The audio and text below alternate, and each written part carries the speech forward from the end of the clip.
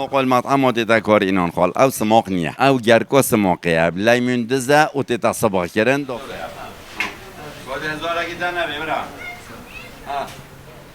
اوه های فوقش کلیه بگاوه اوه گرکو ما گرک تیدونی نه از حاجی خلیل محمد امین دوستکی از خو خلک گنده دوستکامه دوستکاشو مشهور اب سماقه سماق و دوستک ها گوگوت سماق یا دوستکی خلاص یعنی درجه یکه حوجانی کس بین توبتن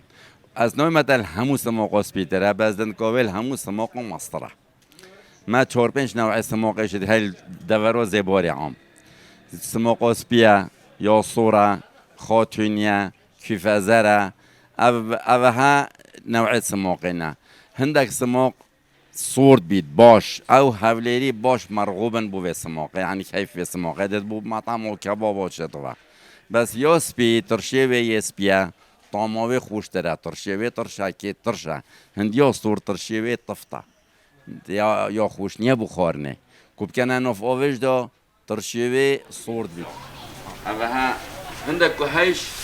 یا وقتی دیگر کت نوکدو هر هندک شکل که یا سپیل خراگران تره پاش نکید بجنی خاتونی او پاش یا صور کیف زر اوها نوع سماقه نه هر یکیش 2 درجه دارن همینجا هندک بقال سماق خود خوین کن دیگر که لیکن نداره دارکو مارکو لیکن نداره باش پاکش کن سروی فرقه نه پیدویب آوه ناکتن پیدویب آوه ناکت سماق کیف دیتن که تو عرده سماق بسوزی عرده سماقه که تصوت هنگی دی کشکا کرد دی زیده بید و وقتی چنین آوشت هیوا 8 دا بانگاوه سری هیوا 8 و بهارش دیده چانده نکده شطلا حاول کن عردکی بیشتر بید عردکی زورتی را بنده بری بن عردکی دیگر را کن همه عرض سماقه های سلیمانیا های گل عرض های بس دنکو سماقه زیباری فرقت گل همه سماقه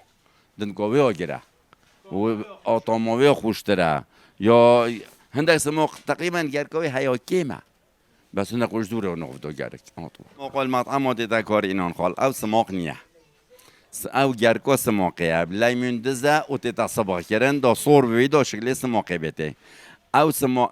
خدا مطعمش یه حق است نه حق ناکم چون حق سماقی بقطیتن درستید بو که بابا 4 کیلو دوی بندید بیتا کیلوک یعنی کیلوک و سماقی سوید تقریبا 20,000 20,000 را بستید اویش بویش در نانید چون اویش حقا او ده کیلو گرکی کردن 2500 و نخب 3000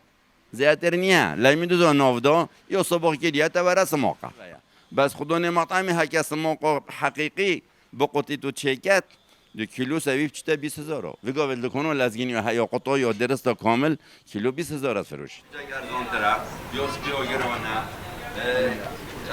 خاطری فرق ترا ابویا هر